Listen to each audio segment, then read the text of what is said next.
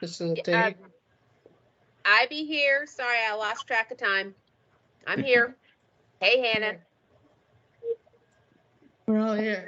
I will do a couple announcements.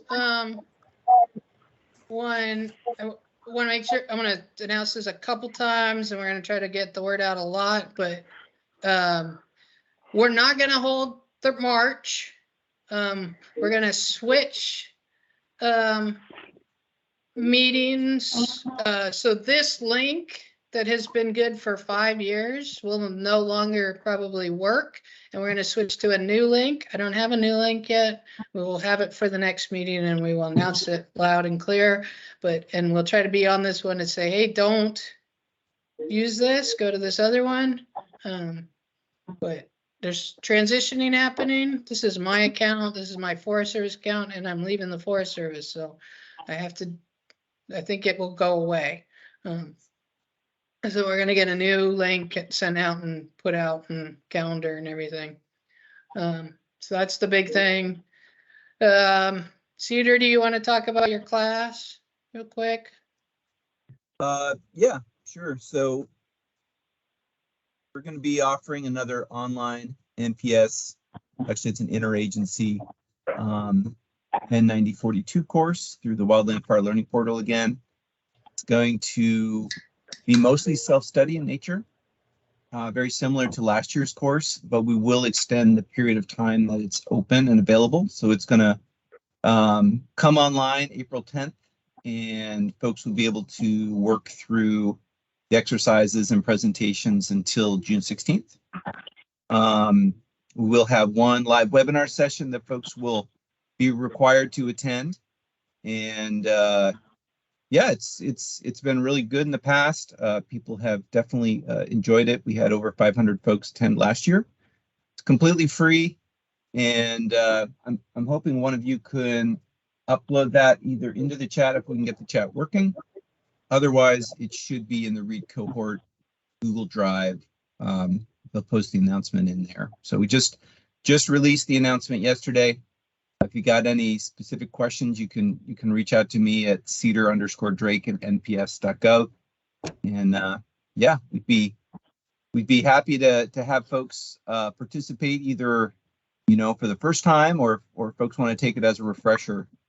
That's great as well. So feel free to spread on that announcement, and yeah, hope we can see you there. Thanks, Lynn. Peter, this is Margaret. I have access to the chat, so if you want to send it to me, I can post it. Okay. Yeah, I'll send you the announcement right now. But it won't let me post an attachment. All right.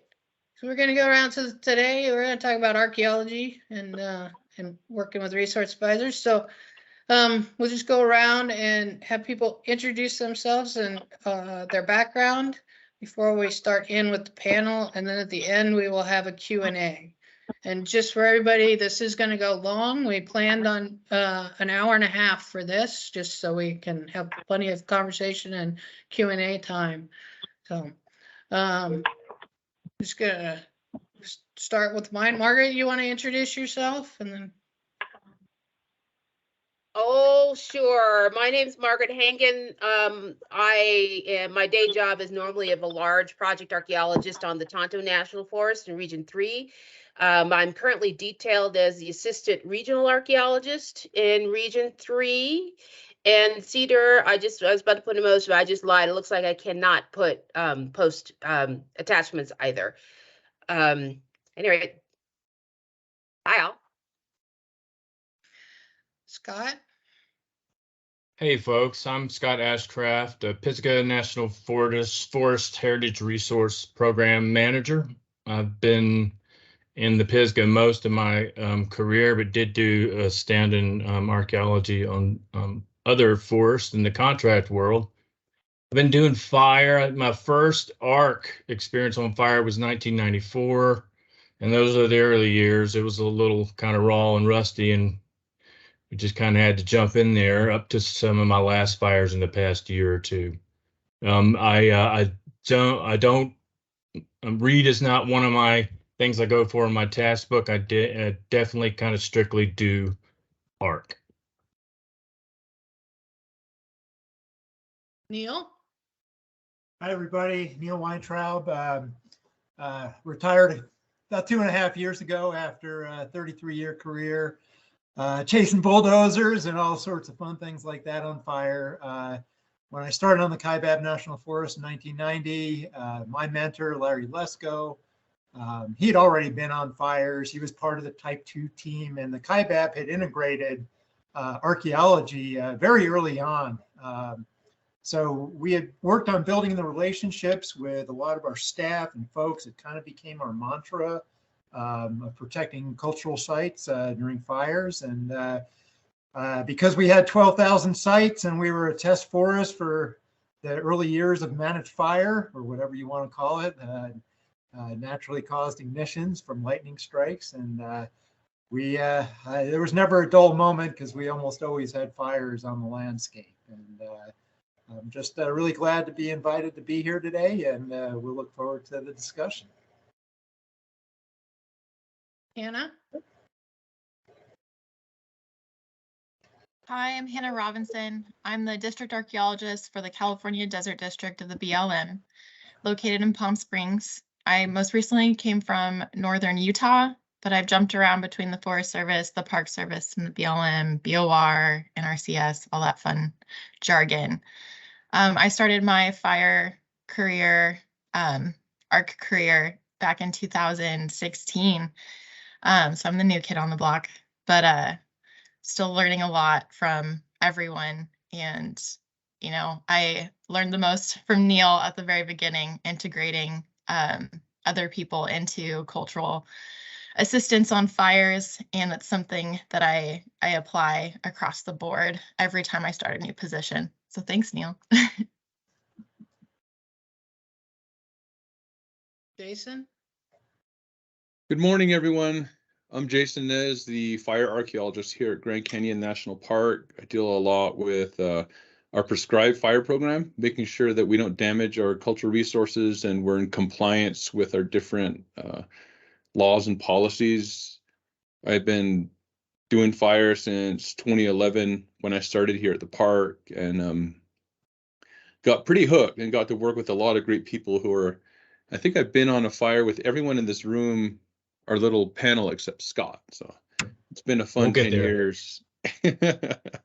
And I go out as an ARC, I go out as a read, whatever the role, whatever is needed, I generally go out and fill it. And I had a lot of fun chasing dozers around on Neil's side of the fence over there. But it's pretty different working here, working fire for the Park Service, where we don't typically deal with dozers, retardant drops, but we'll go into that later. But yeah, it's exciting.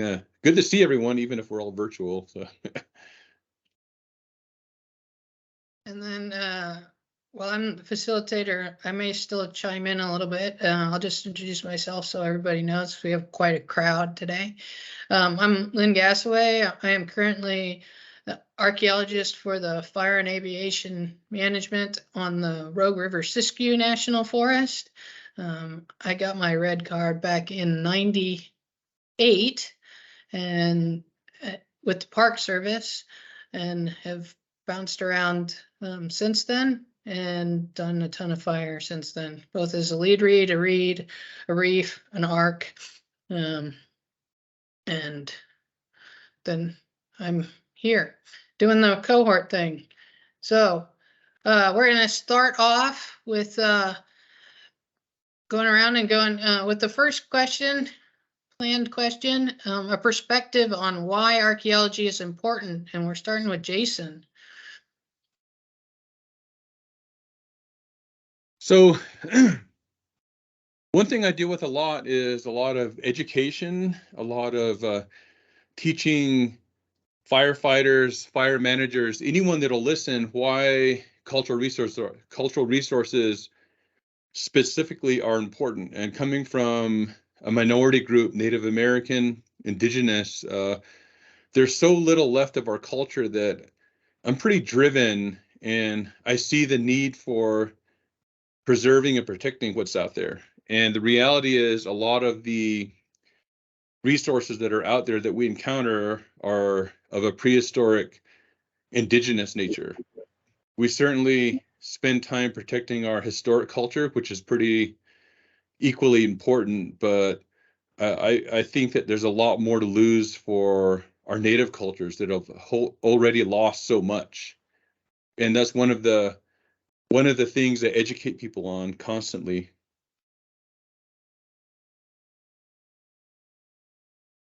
All right. Who else on the panel wants to step up and add to that?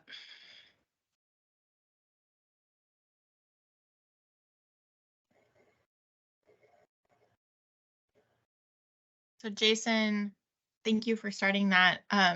Another aspect that I like to apply when going out on a fire or helping plan or really get people more involved is reiterating on that of like, this is a non-renewable resource. We can't get this stuff back. So if we can preemptively plan for a lot of things, or at least incorporate an archaeologist in the rapid approach that people want to do, like throwing dozers out really quickly, we're a big benefit. And we're not an impediment, and it's all about ensuring that the majority of the resources survive the situation. Part of it is important. It's because the laws and regs tell us it's important. So there's a big component of our job that is process and what we're supposed to do. Even though it may be an emergency situation or fire situation, we still have this kind of subset or backdrop of federal and sometimes state and tribal laws and regs to fulfill while we're out there. I might add too that as time's changing, as our environment's changing, and climate change is getting toward the end of the whip, that we have a lot more there's a lot more momentum to keep doing what we're doing, because a lot of the changes that are happening are going to be pretty drastic, and a lot of our cultural resources are super sensitive to that. And on the different fires throughout the years, I've encountered a number of sites with like rock art panels with fire sensitive resources that would definitely be affected if we didn't go out and do our jobs. And I think that's one of the things that we keep in mind as we're out there too.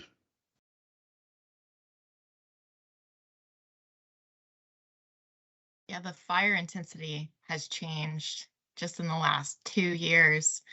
And so resources that we didn't think were at such a high risk are all of a sudden at a high risk, like lithic scatters. You know, they're getting refired and popping and not looking anything like archaeology after these really rapid, high intensity fires go through. Yeah, and areas we had never considered and never really, there's sort of an afterthought. We didn't quite plan for it, but last year really showed us that areas like Sunset Crater and Wapatki National Monuments, they're in play.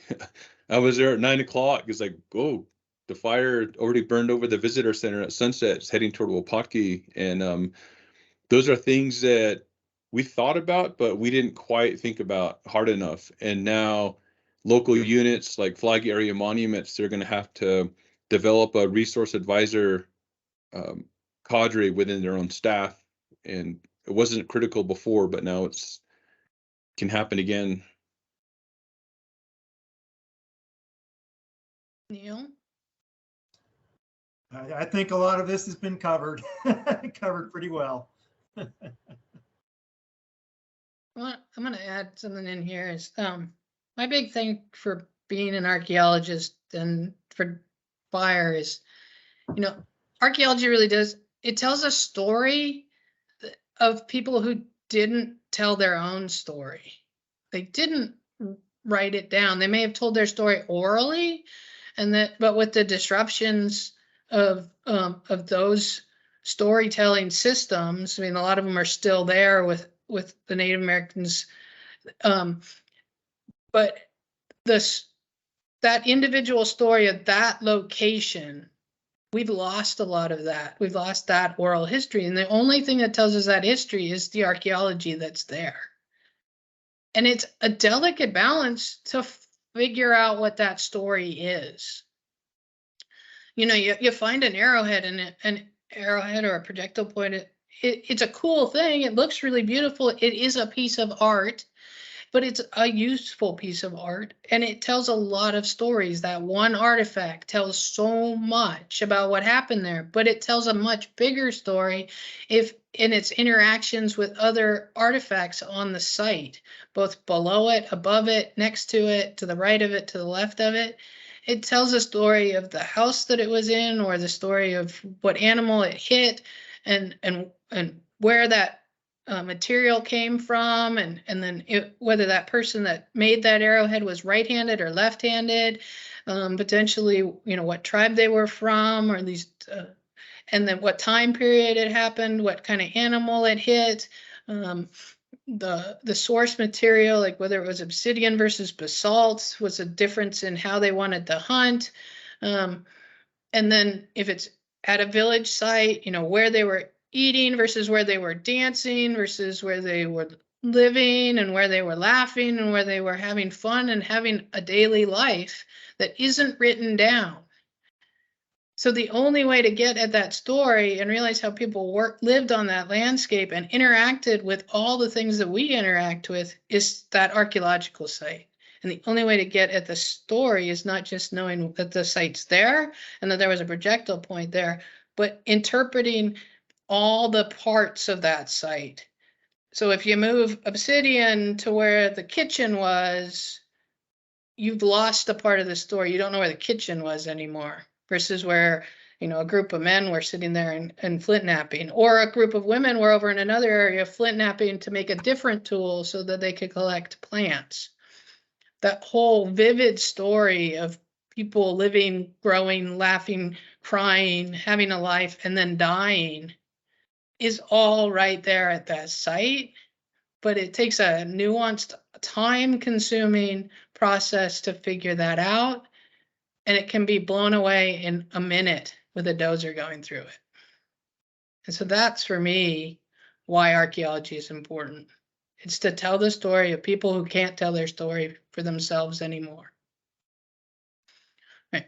So We'll get off. another thing to keep in mind is that there's a lot of political weight that comes with history and archaeology in general, that a lot of the artifacts that are out there in their context, like where they're at, where they have meaning, it has political meaning that's important for tribal groups, that establishes where tribal groups came from. It establishes our presence on a landscape, and with that comes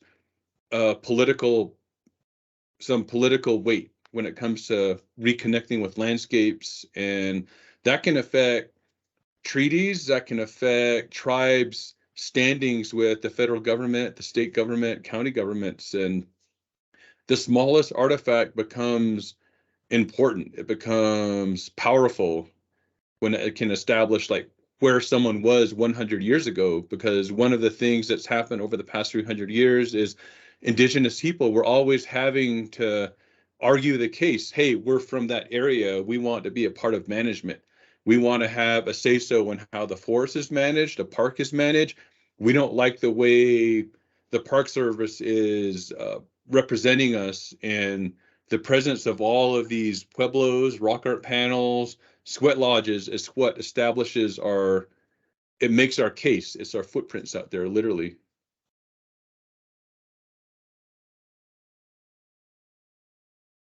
All right. Go on to the next one. Just archaeology information and handling it and other things. Neil? All right, thanks, Lynn. And obviously, we've just laid out the why for why all this is important. And you know, archaeological information, as we've pointed out, is extremely sensitive. And on these massive fires, you might have 1,000 people working, maybe more. And disseminating that information can be quite challenging, and making those decisions about who's going to handle that information. and in some cases you're not going to have the local archaeologist that really should be there and making those decisions. But in my career, I was fortunate in that on the Kaibab we had digitized everything in our records by 1992.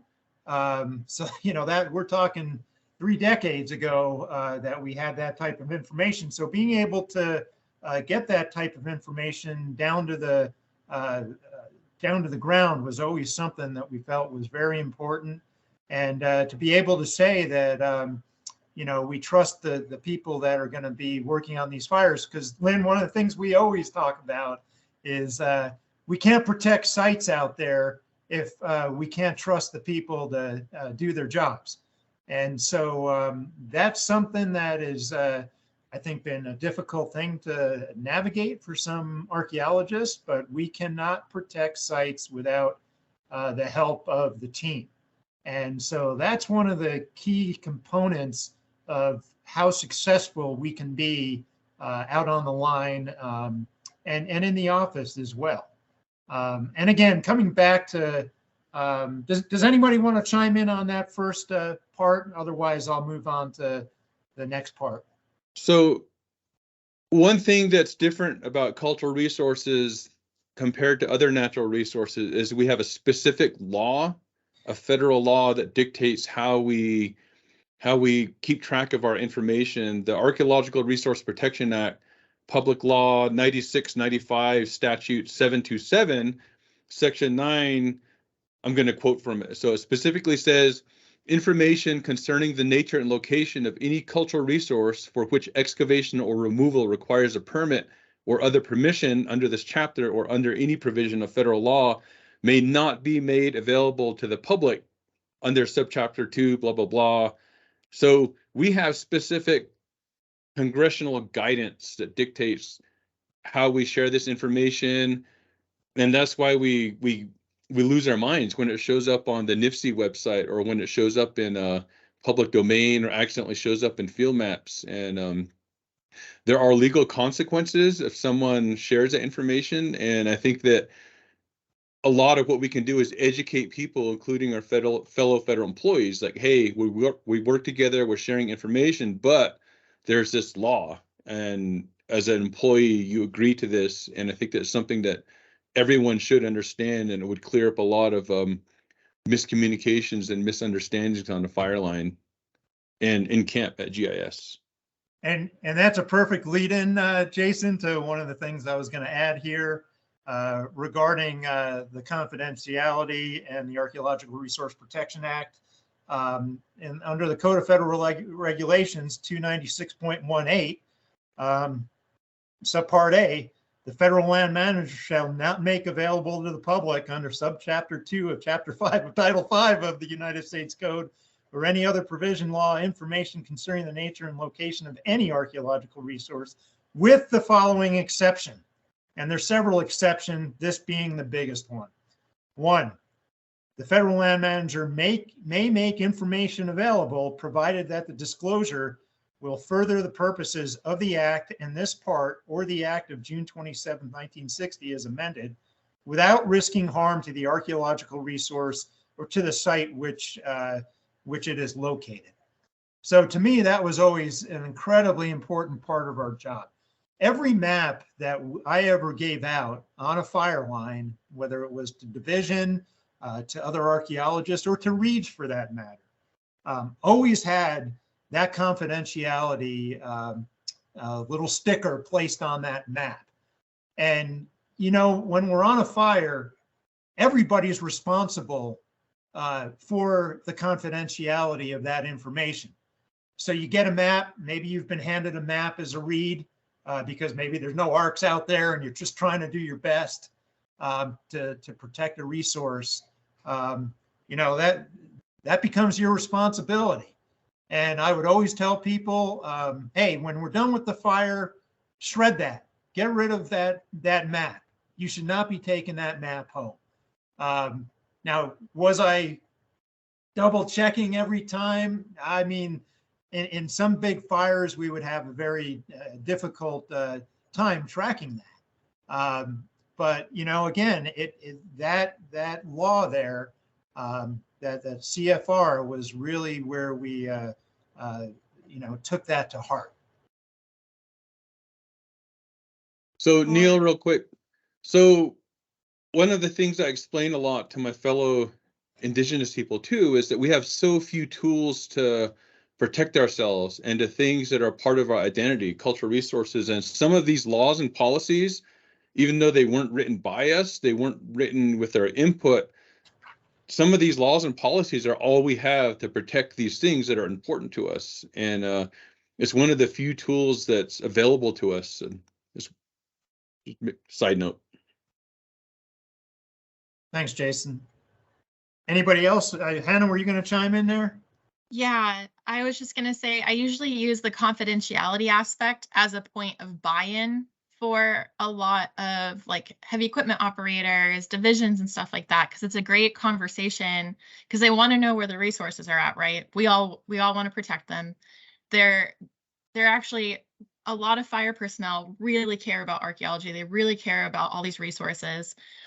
And so before even like pointing out some areas of concern, I have a conversation of like, hey, this is all confidential.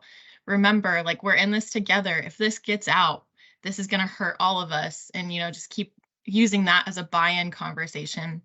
And usually they're like, heck yeah, we'll keep this together. I'll make sure no one's going and like putting points or flagging anything unnecessarily and stuff like that. And it's cool because then they feel like, one, they're part of the decision-making process on our end, but two, they feel as if they're responsible for what the outcome is. And it's a great way to just get everyone on the same page and get everyone hyped to do this like extra task on top of the bigger goal. Are we going to talk about education at some point? Oh, absolutely. I don't have a copy of the question, so before I go into it, I don't want to take away from our current line here. No, I think this is a good spot for that, Jason.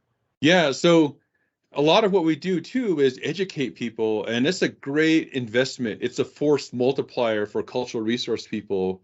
When I go out, I'll go out with our crews here at the Canyon, teach them about resources, show them where things are, explain the laws, explain the policies, explain connections. And when they're on a fire and I'm not there, they'll call me and tell me what's out there. They'll tell me what they found. And during this last fire season, during tunnel fire, I had some of the hotshot crews like, oh my God, we found a metate. And then we turned into this big old arc site that hadn't been recorded before. And like, that's the great investment. And they kept throwing out this young lady's name, Dagmar, who was an archaeologist there in the Kaibab, said, yeah, she used to come and do our training. And because of her great work, her great communication skills, we avoided putting a dozer on the site. The crews were motivated to protect things, not just find things, but protect things. And it's just this great investment for everybody. Yeah, I mean, it's always worth the time for the archaeologist to do that. How many times, Jason, did we do our song and dance in front of, the whole group, and at the planning meetings and at the morning briefing? That was always one of our great opportunities to let people know when they were in an area that required a little bit of extra sensitivity. I mean, you did that a lot with tribal stuff over the years. I can remember specifically the boundary fire when you talked about the TC. You want to that was a very sensitive thing. That's always a good story. You want to talk a little bit about that one? Yeah, so in 2016, we had the boundary fire, and we had a super critical TCP, traditional cultural property.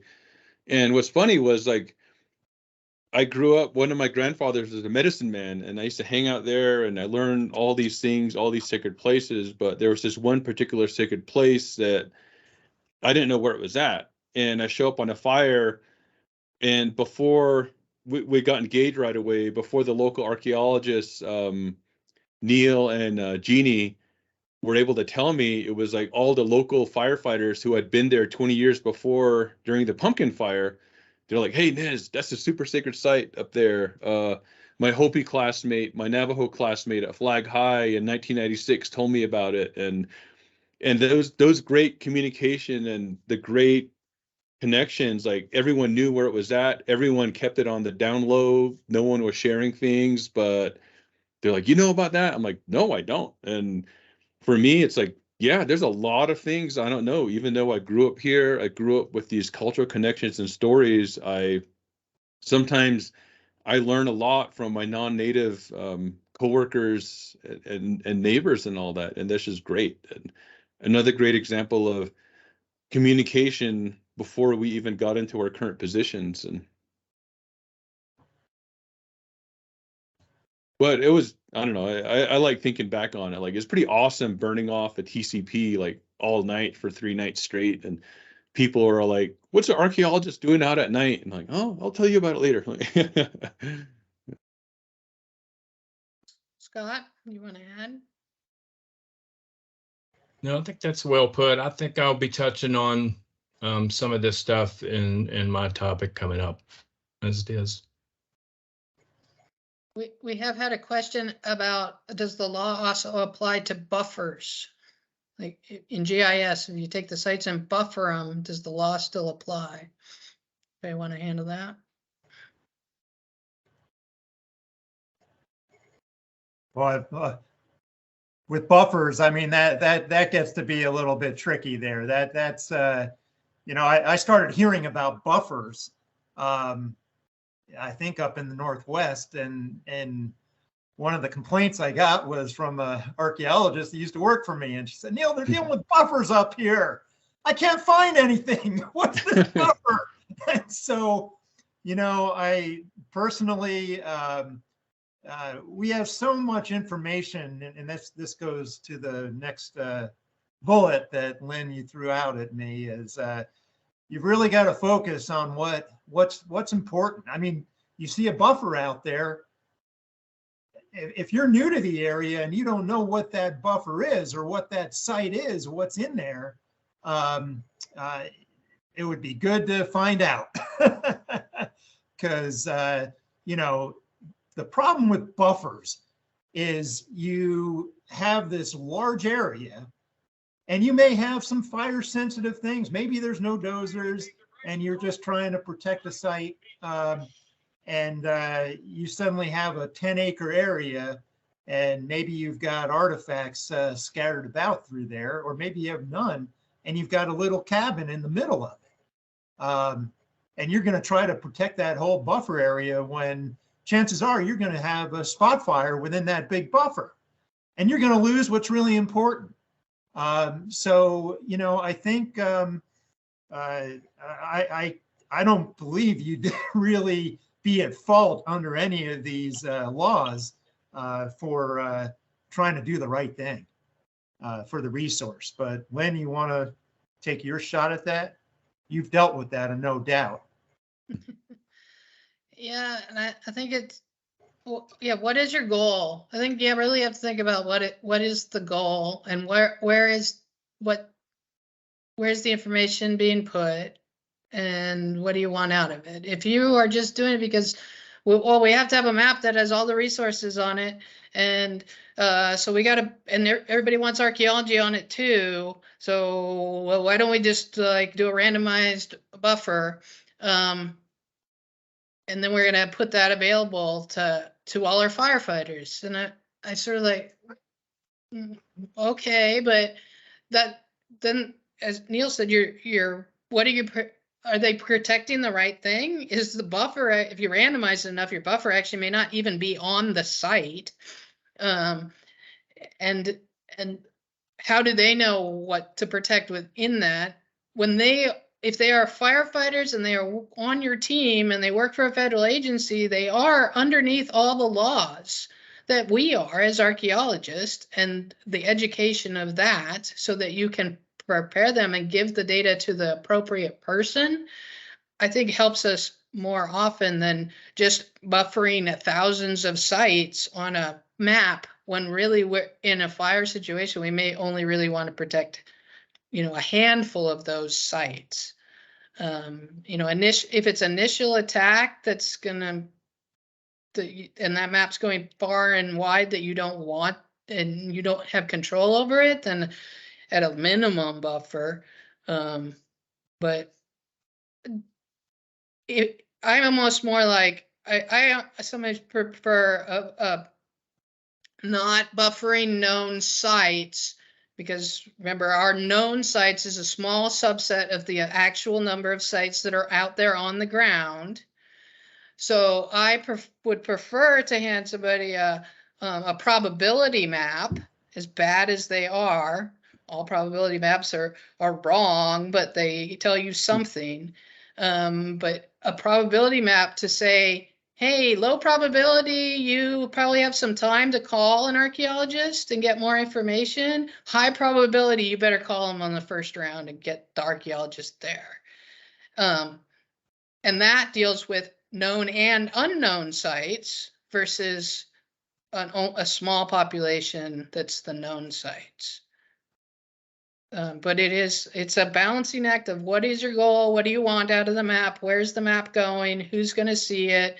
Is it going on a public website or not? We can disclose locations of sites if it furthers the protection of the site. That's my thing. If giving the information about the site furthers the damaging of the site, then you should not give it. That's the way I read the intent of the law and some of the verbatim words of the law.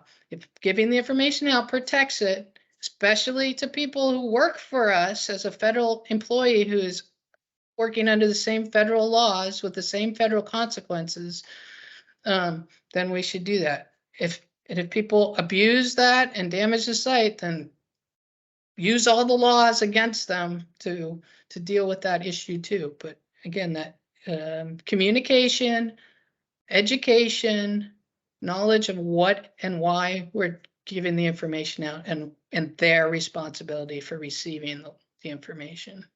Lynn, there's this comment here, NIFC from Brandy.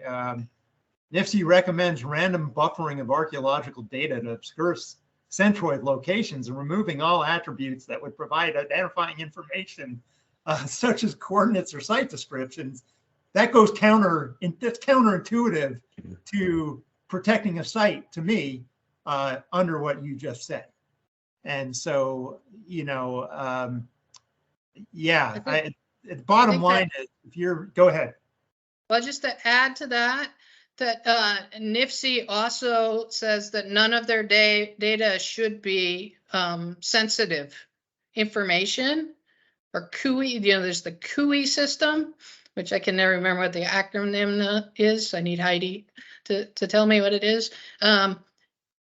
No sensitive classified or sensitive unclassified information should go in the NIFC AGOL. And archaeology, there we go, controlled unclassified information. If it's controlled unclassified, it should not be going in the NIFC AGOL. NIFC says that themselves and tells GIS people to strip that kind of information out of the system. That's archaeology. We control it, but it's unclassified. So we have to play that balance. Go ahead. So one thing that's consistently happened in the past is we're very fortunate to get there during the IA phase. And sometimes we get there like probably at least 24 hours after everything's happened. And by that time, the main dozer rodeo has already happened. And a lot of what I encounter is trying to identify sites to prevent damage from suppression repair.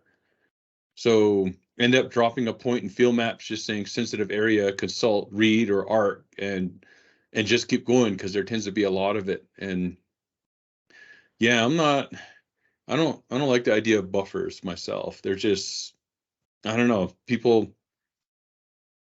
everyone knows about them. That's one thing I found out. But at the same time, it's like, I have to think about it more. My issue is that, you're coming on to not your your forest and sometimes not your region as an archaeologist, and you're getting this giant map with a bunch of random polygons. And you're like, how am I supposed to know what's actually important and what someone just put together really quickly and buffered every site they've ever known? How am I going to help plan for like a dozer because they're just throwing me out there really quick with this crap map?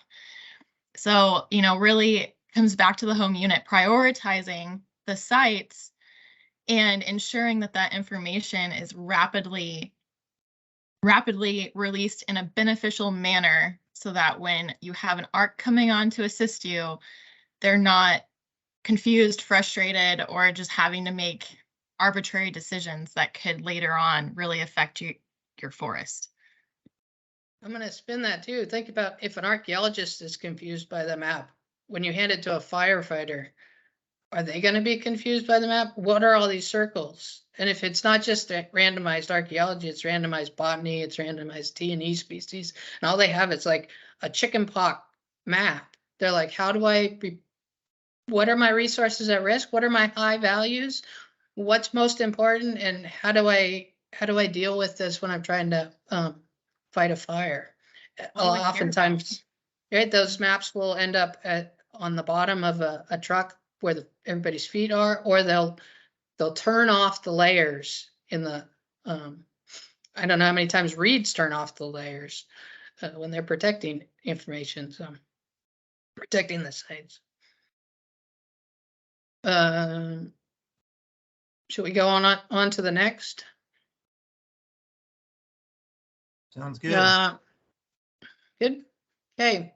This one's Scott's going to start this one. Relationship between arcs and reeds or reefs.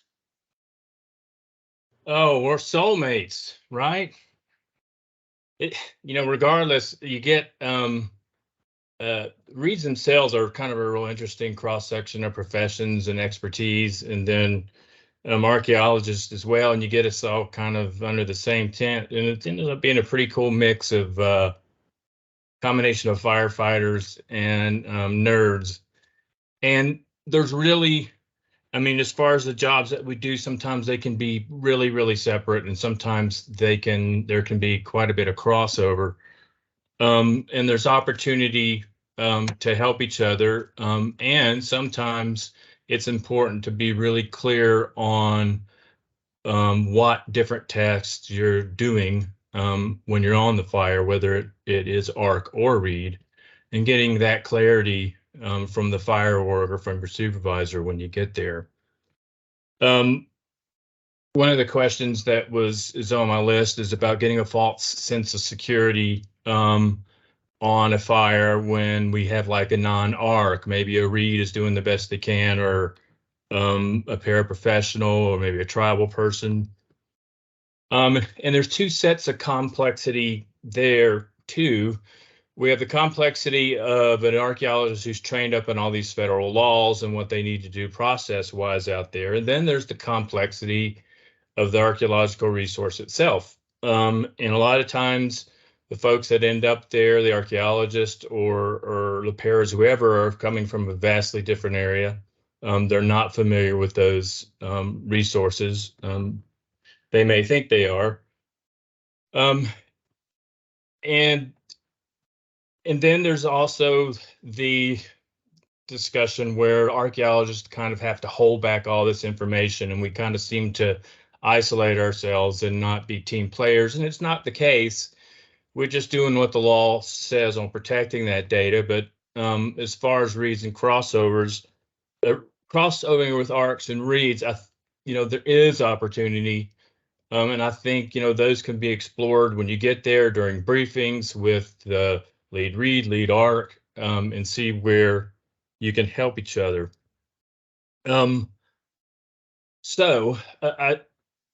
The other kind of elephant in the room here is during big fire seasons, all the ARCs could be absolutely called out. You don't have access to any quality personnel. You just need a warm body in there to do some baseline cultural work or maybe some recommendations, and you can end up with a paraprofessional or some version, or even a reed's trying to take over those duties. And those are triage situations where if the forest archaeologist, if the forest cultural resource management folks are there, you can work closely with them, kind of get good parameters and boundaries with what they think you can do or what you can help with.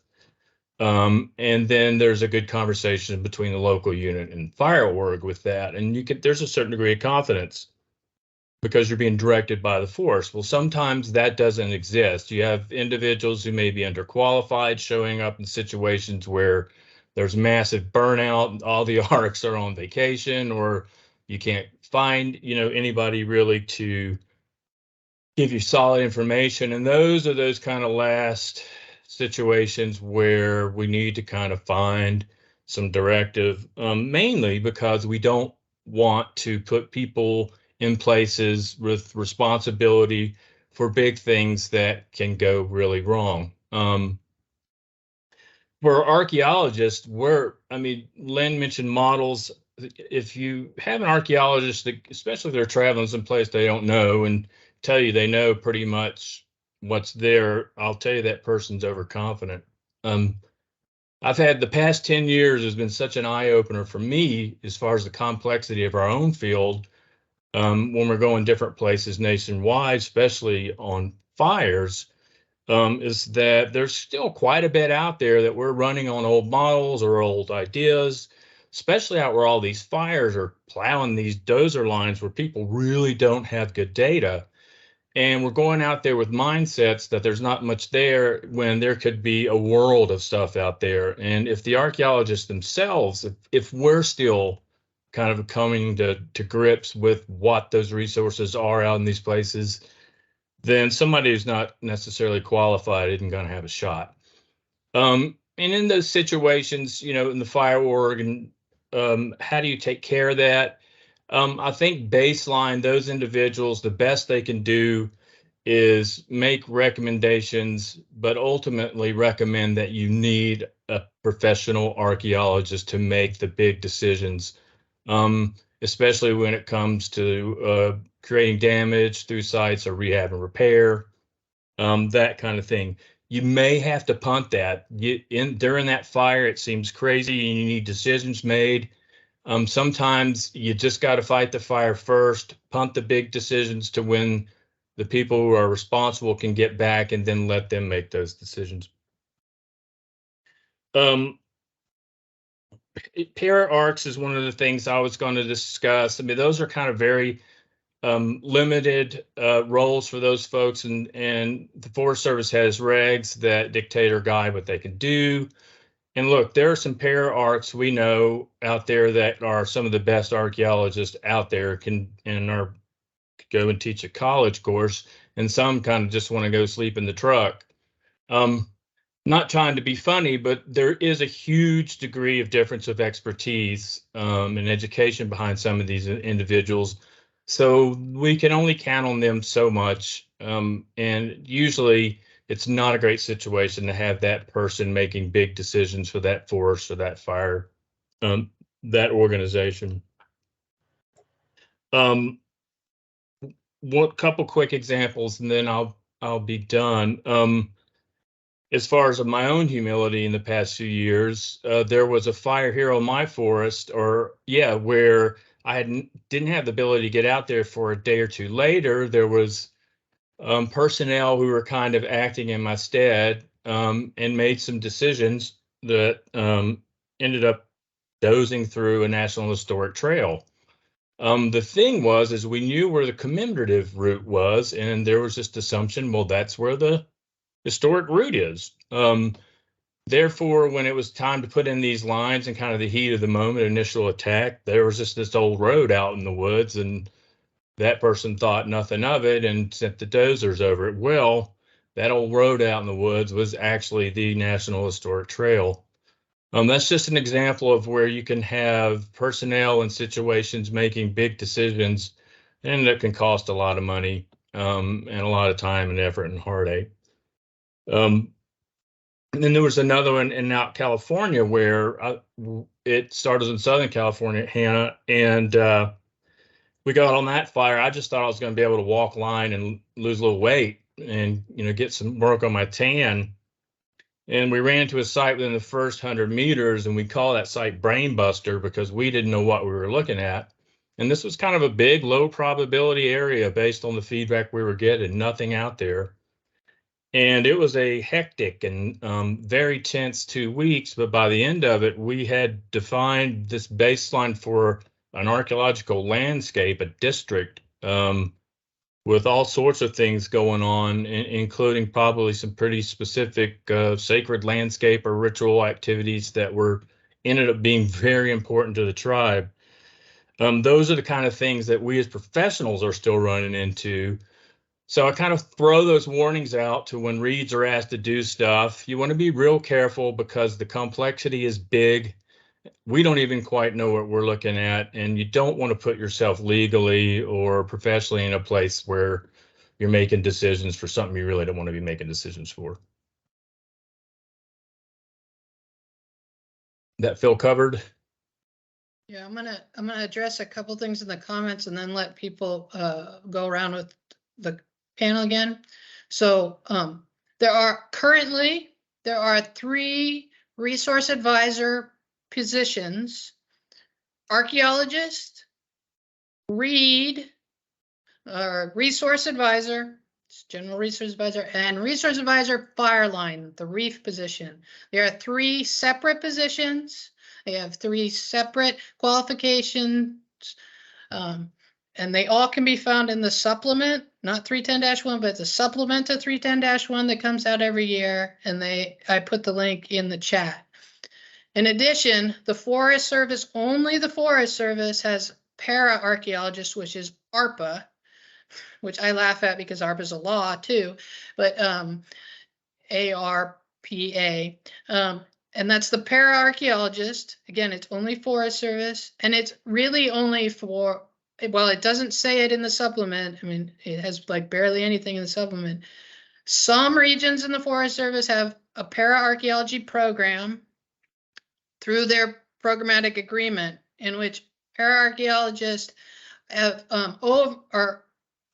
an oversight from the local archaeologist who has to sign off on all their information. Usually they have to work in pairs. There's all these regulations under those programmatic agreements. Each region is different. And to become a para-archaeologist, and there's a lot of training to become one. I will tell you, within the archaeology and within the Forest Service, archaeologists, there aren't many para programs left. We agree. Some individuals are great archaeologists, then they just happens not to be their profession. And we think all resource advisors can help us, and they don't have to be an archaeologist to help us. My new background on this is we love the help. The help doesn't have to be a para, but a para can't do what an archaeologist does. A para just has a little bit more training than maybe a regular general read or reef in archaeology, but that's not always true. So not many regions have paras anymore. You can order them, but please don't order a para until after you've struck out with archaeologist. Try to order an archaeologist first. Then if you totally strike out or they need help, then call in a para. Para should be supervised by a professional archaeologist. I got off my soapbox and let everybody else talk.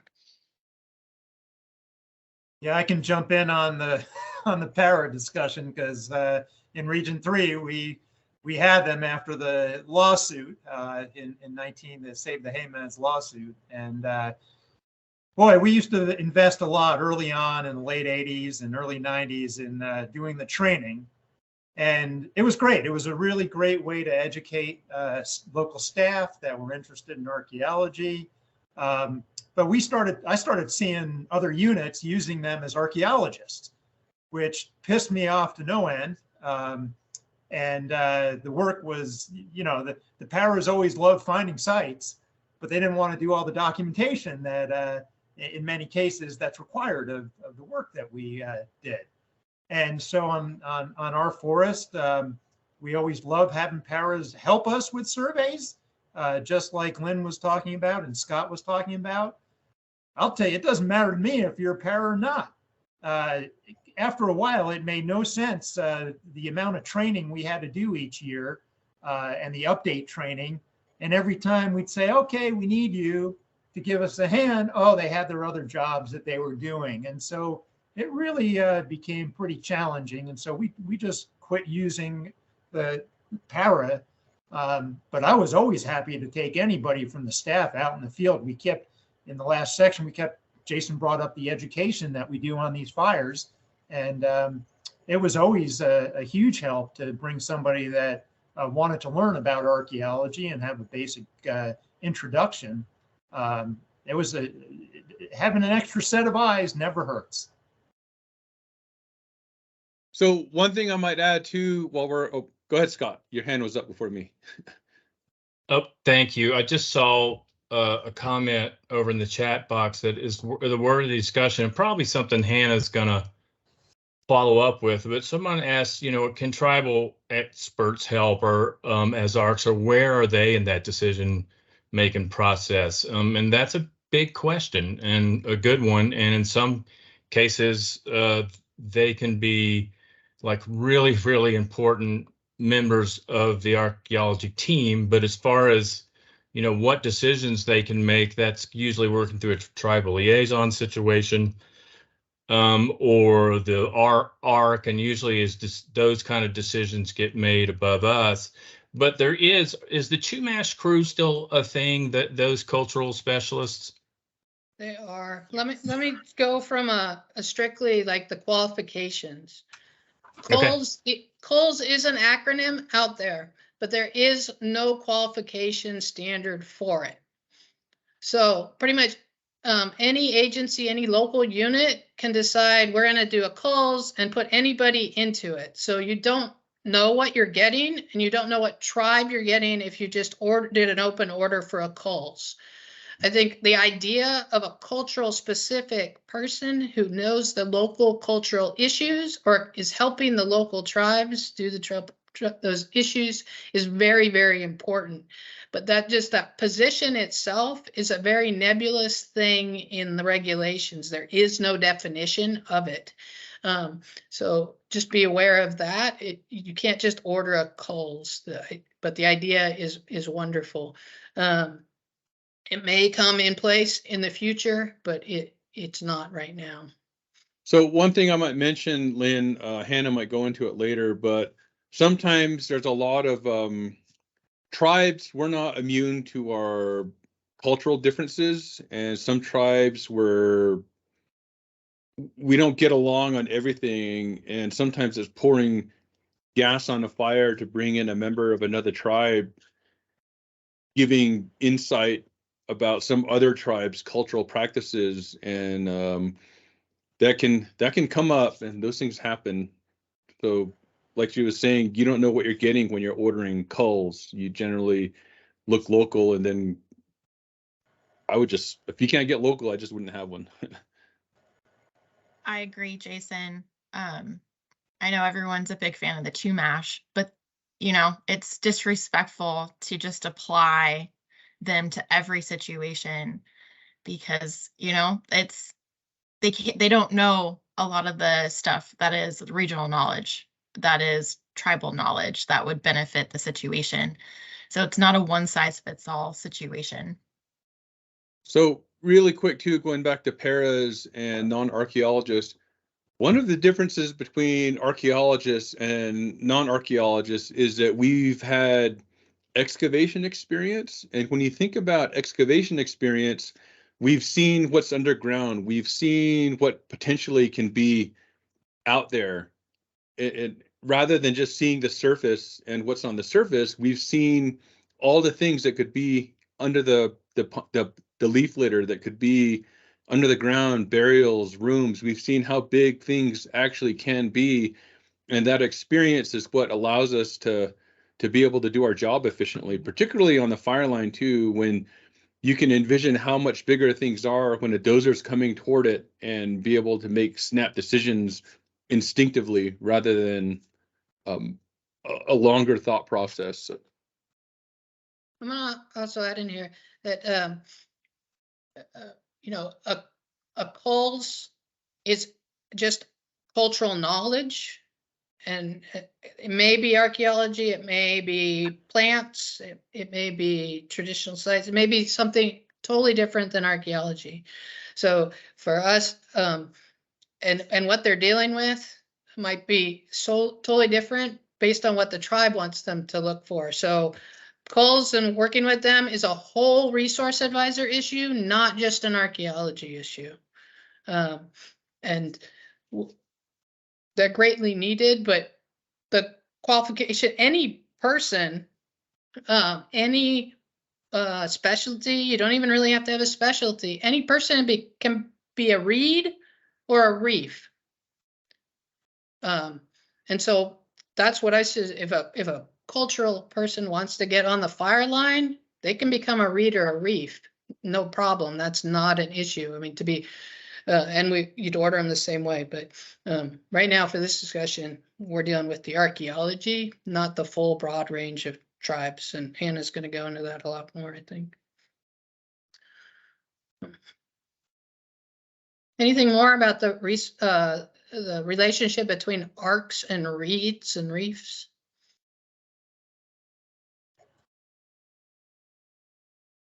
Excuse me, I'm going to say one final thing. We've talked about this before.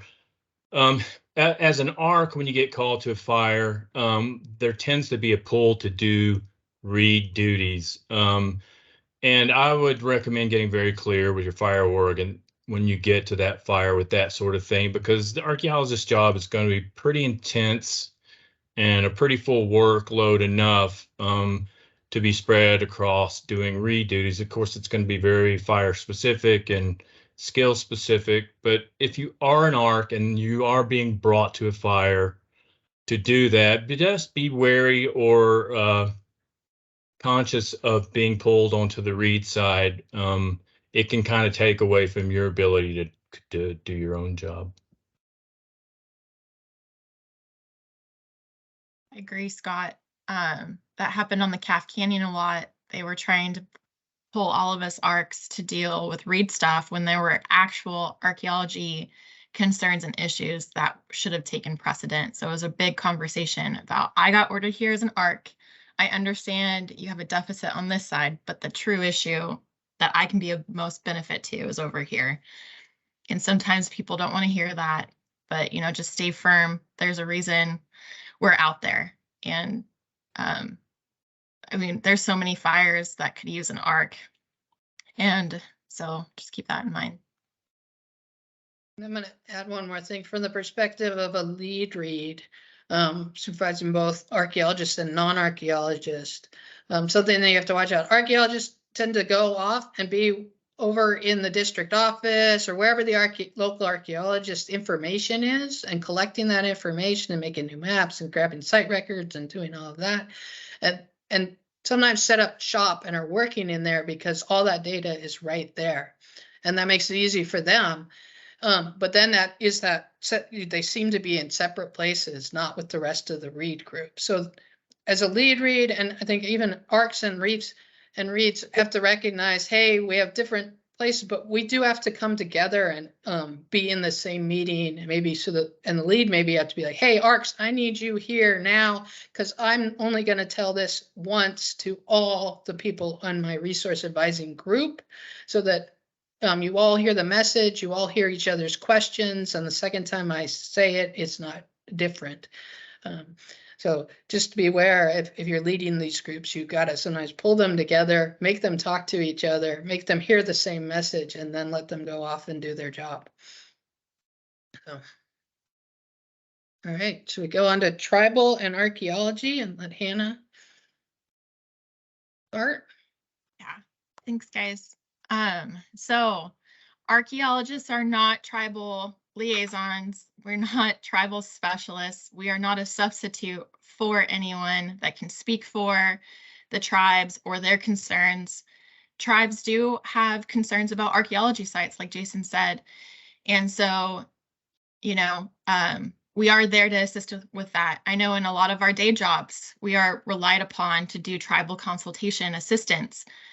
But on the fire line in an incident, we should not be the de facto tribal liaison. We can help. We're more than glad to help. But, you know, we are not a substitute for a tribal liaison or a tribal specialist or someone from the tribe coming in to inform and direct in their needs and their concerns. So just keep that in mind. I know everyone gets really concerned about a lot of the resources that they know about, that they've heard that tribes are concerned about. But we are not there to speak for them.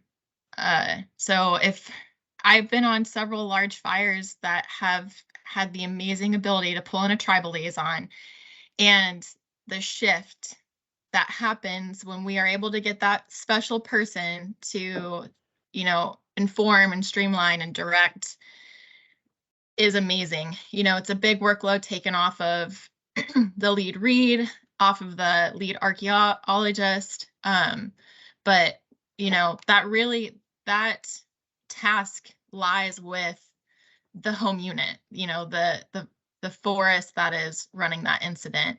And, you know, it's always a good idea to push them to bring in a tribal liaison if they don't have one on staff.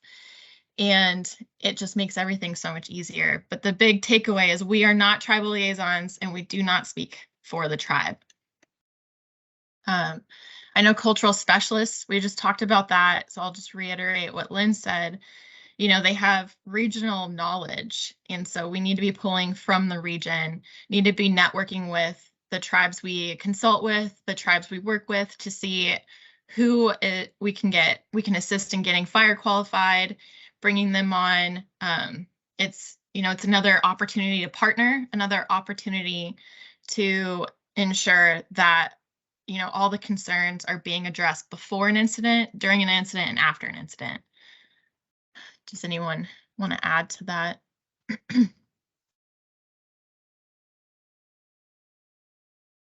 I'll just add that reminder that cultural and tribal issues are the 100% of them. Archaeology is about 10% of those issues. And that's just like a total ballpark, but the majority of cultural and traditional cultural and tribal issues is non-archaeology. So it would be really nice to hear when we're talking about reefs and their qualifications and what they do, that we start pulling in, why aren't we talking about coals now? Why aren't we talking about coals when we ain't doing botany? Why aren't we talking about bringing coals in when we have those suppression repair conversations? I would love to see this, you know, and Jason put the coals in there. I would love to see that being brought up on every single one of these cohort calls, but it seems to be always focused on archaeology. And I think that's a disservice to the tribes. So we should really be talking about it for every single resource issue that is out there on the ground. Yeah, from a general tribal perspective, to add to the complexity, our recognized tribes, all due respect to the non-federally recognized, we're supposed to have this sovereign nation relationship with the federal government. So when there's a fire burning on forest or parkland, theoretically, we should be able to call the nearest associated tribes embassy and have that discussion with them, and hence the need for specific cultural tribal liaisons that sort of specialize in those types of communications, because there's always fine lines you're walking through. And as I mentioned before, not all of our tribes see eye to eye on different things, on historical occupation, historical use, prehistoric occupation and use. So that's just, it's too complex even for me.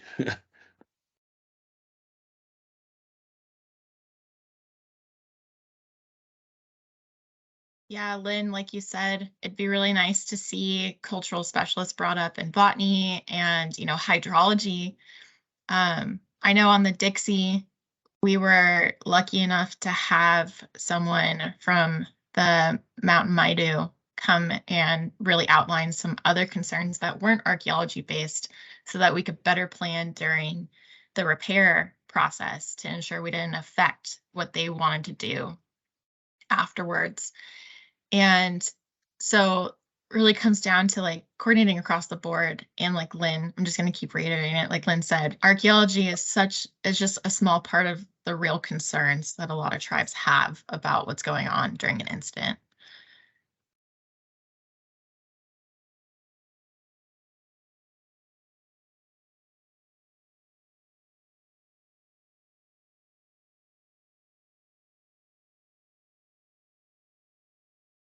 I'm gonna add another thing, and that's may not, it doesn't necessarily make everybody happy or tribes happy, but when we're going into repair, a site's been damaged inadvertently by something, and we're going into repair, especially if that repair is longer than 30 days. The law for archaeology under the National Historic Preservation Act does say that we're supposed to start doing consultation with the ACHP, the Advisory Council for Historic Preservation in Washington, our SHPOs, and the additional impacts that we have during repair probably should be consulted on. And sometimes we get in a real rush. Oh, the tribe's here. We've been working with the tribe really well, and the tribe is all great with we're going to repair these sites. So we're going to go ahead and repair them with the tribal people, and that's wonderful and great. But we maybe doing that ahead of the process, the legal process of consulting with our SHPO and other tribes in the area and ACHP. So this is where the law and the tribes don't necessarily agree. The archaeologist and the law may not agree. The AA, the agency administrator, and the laws may not agree. But this is part of where the archaeologists come in, and that knowledge of the laws and how to navigate all of this to come to a good end decision, and how to do the consultation both with the tribes and the legal aspects to come out with a good end product that's right by the resource. So just got to throw that out. I might mention too, for my fellow Park Service employees that are probably just, what are they talking about? We don't typically have to deal with these extensive suppression repair issues that they do in the Forest Service and BLM. So just keep that in mind if you go on an assignment in a non-park unit, like all the stuff we're talking about. It blows me away a lot. So. This is Margaret. I wanted to add to this. That aspect that you're talking about, Lynn, is also when you need to really coordinate very well with your agency archaeologist. Oftentimes, the agency archaeologist is the one who will handle a lot of that post incident consultation, and also theoretically, at least, the agency archaeologist already has a relationship with the tribes and can help to continue and further that communication. So for those who are not aware of it, archaeologists, fire archaeologists who are on incidents should be working in cohort with the agency archaeologists, and who should be part of helping to inform this process. They're the ones who have hopefully the relationships with the tribes that particular land manager works with regularly, can help give you an idea who to work with, what their concerns are, and then also continue that consultation, not only with the tribes, but also with the SHPO and some of the other agencies that we consult on with regularly per law. So it's a continuation process that does not stop just because the ICT walks out the door. So that's the other piece of this fire archaeology, is that it's a continuum that falls back onto the agency folks as well. So we have to remember that that's all part of that process.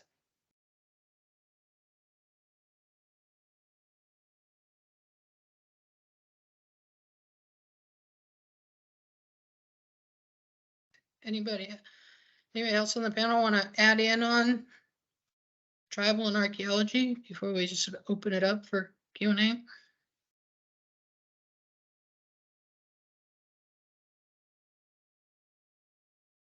Oh wait, open it up for Q&A. I haven't I've seen a bunch of stuff going on in the chat, but I don't know that there was a specific question, except for Jason calling out the MPS versus the other agencies. I would just say all the agencies have some issues. Yeah, I mean, I admit I show up on some of these big fires with these complex suppression issues, and I'm like, all I got to do is throw some grass back over a parking area, or make sure the buffalo don't choke on a gas can somewhere. Looks like there is one hand raised. I see Charles Hurd. Good. I just unmuted myself, thankfully. I'm not an archaeologist, and I just want to make a plea to the archaeologists who are here. If you have to press somebody who is not a professional like me to go out and do something, please be sure that we're armed with adequate information. I've had a situation where I was asked to go flag things with only polygons. I'm not a professional. I'm not going to recognize stuff on the ground. A site record, I know I'm not, I know you are reluctant to give them out, but if you're not going to send me out with adequate information, it's just a tragedy to the resources, because I won't see them. Thank you. That's a great point. I'm a big fan on a fire of doing the buddy system, so partnering an archaeologist with a non-archaeologist.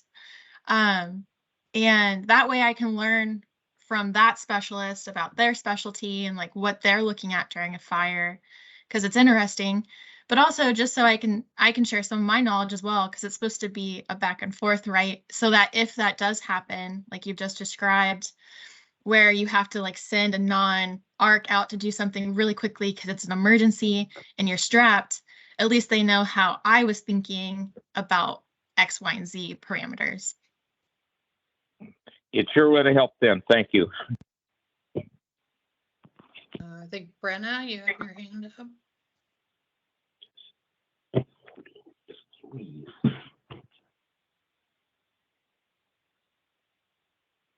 If you're talking, you don't have your, you're not unmuted. Can you hear me? Yes. Yeah. Okay. Thanks you guys for all this information. It's been really great as a non-ARC to take this all in. Have a couple questions. One having to do with the cultural specialists and the fact that they only take the light pack test. Are they allowed out on the fire line unescorted? I've worked with some that have been, but wondering what the standard is with that. Yes, a light pack test, you can go unescorted. But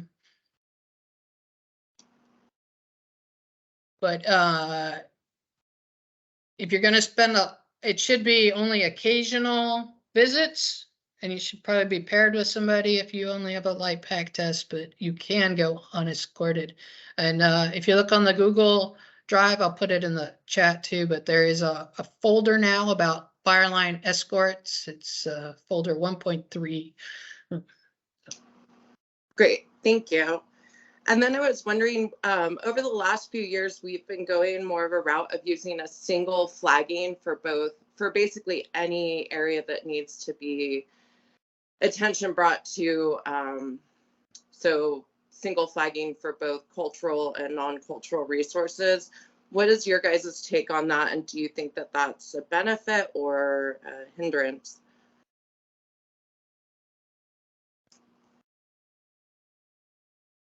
We've been using specific stripe flagging tape here in the park for years out of consistency. It's worked very well, but I also carry rolls of just general fire sensitive. It's just a sensitive resource. It doesn't say exactly what it is, and I use that for like species habitat, cultural sites, and usually if I run out of tape, I'll have nothing but R flagging and then a sensitive flagging. But I think that over time, anyone that wanted to do anything bad to a site has already figured out what type of flagging we use, and we just, part of our job is to keep track of things, pull the flagging after the fire. and check on things for a while.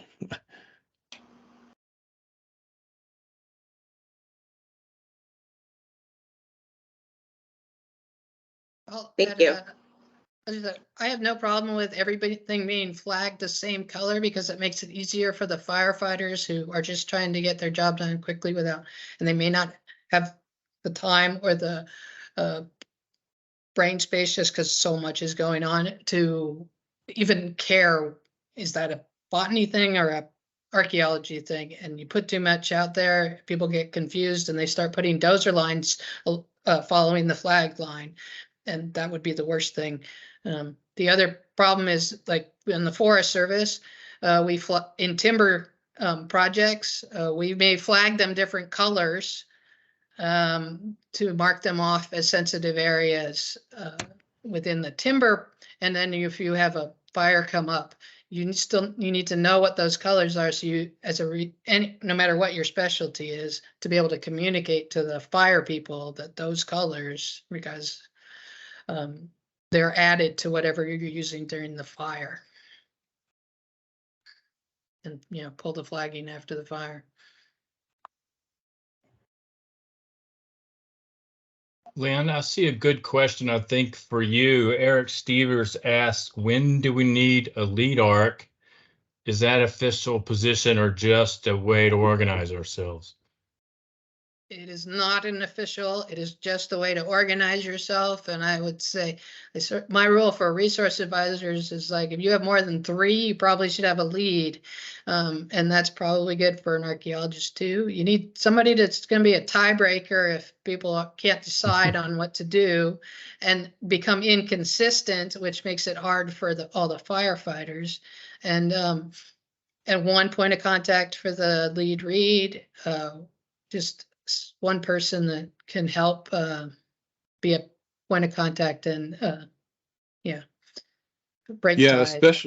Especially when things get big, you have multiple branches, you have different forests involved, and sometimes on a forest there can be multiple fires and people have to report to one archaeologist. So I think having a lead arc is super handy. It definitely helps with when things are rapidly ramping up for suppression repair, because you've got one person that is coordinating all these arcs, and then they're also getting ready to coordinate them for suppression repair, so that they're just dumping it when that happens and everyone's prepared and ready. It's not this scramble to catch up to the equipment and to the IC decisions and stuff. Also put a plug in for maybe either having an office arc or a virtual arc, somebody that can help organize all that paperwork that we like to do or don't like to do, all the paperwork that is produced from archaeology and that sorting of priorities. Because our database may say, like it's already been evaluated, it's not eligible for the National Register, or it's a traditional cultural property or something that's even makes it rank up, but somebody to take the time to be able to look through that information and then sort it out and then present it to the reads or the reefs and the arcs in a really nice clean package, and also giving that data back to the local unit archaeologists when everybody leaves in a nice clean package. Greg Woodall has a question. Yeah, so as the architect on the Parashant Monument, back during the COVID days, when the suggestion was that we get everything sort of written down cheat sheet style, so that we're not trying to do a lot of talking time, we can just brief through a document or something. I took that to heart, came up with protocols for historic sites on the monument and on the district, also sensitive sites like petroglyph pictographs, basalt areas, lava flows, very important to the Southern Paiute. I'm sure that applies elsewhere. Actually, I looked at a lot of stuff from the islands concerns there. So that's the suggestion, is get your stuff figured out, protocols ahead of time. I ran it through the FMOs, through the fire show, through the agency administrator. And so now if we have a fire here, our read system will, one of the tasks is look at the protocols, see what applies. Is it desert tortoise country? Is it Mojave Desert? Do we have those protocols? Is it historic? Do we have wood? Do we worry about that? So the idea is to sort of drive the response. And we've got it where basically I'm calling dispatch and/or air attack, giving them coordinates, specific coordinates for, say, a wooden structure, a hoist works or something. So air attack can be up there directing response efforts to protect, critical resources during the initial attack and then as it goes through the whole process. Big petroglyph area, same thing, certain protocols.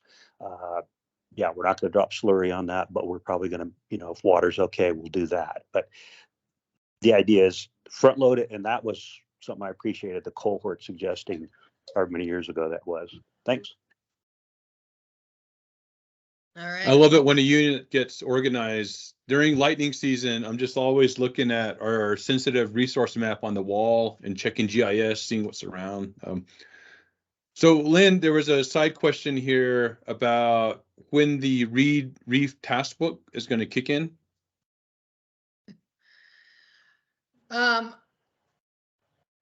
It currently looks like we've been told that we could probably get it to kick in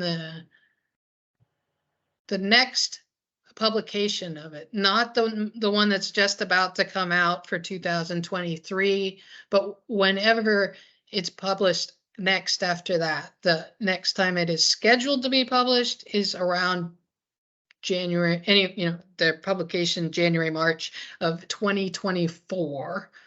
We're trying to get them to have an interim publication before that 2024, but I'm not sure that we're going to be able to make that happen because of all the complex management system and all the positions that they've been working on for years under that system. So we're probably looking at 2024 fire season for those to be official and in place.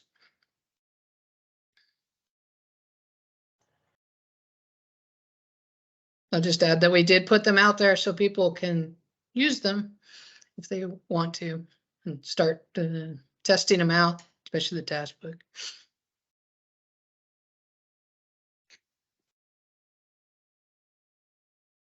We got 2 minutes left. I'm just going to say thank you, everybody. Thank you, Jason, Scott, Neil, Hannah, and Margaret, and everybody in the chat. And everybody that showed up today. Really appreciate it. Thank you for your support and wanting to learn more. Thanks, everyone that takes care of resources, especially archaeological resources. From us natives, it's like, thank you. You're taking care of us. And a reminder, we will not have a cohort in March. I will send an email out without a link because there won't be a link in March. And so we'll probably see you in April. Thank you, guys. Thank you, Ann. Thank you. Bye. Thank you.